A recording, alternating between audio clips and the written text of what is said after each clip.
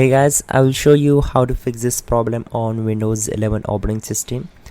It's very easy. First of all, we have to right click here, then select run, and we have to type here reg edit.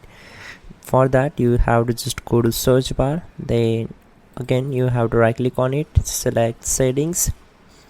Now on this window, go to accessibility, and then just go to the keyboards, and we have to use this option on-screen keyboard. So enable this one, so the on-screen keyboard will pop up automatically. Then simply select it and type here reg edit. Okay, now click on OK and select as. Once we are here, we have to go to this path: computer, HK local machine, system, current control set, services, and i8024. So I will show you how to go there. First of all, we have to go back to the main.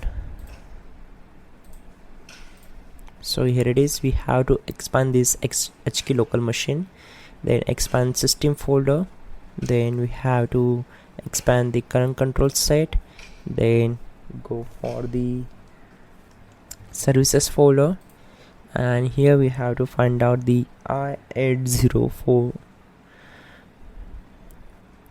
Just I'll show you. Here it is, i804 to port.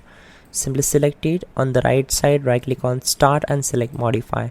We have to change the value data as to 1. So just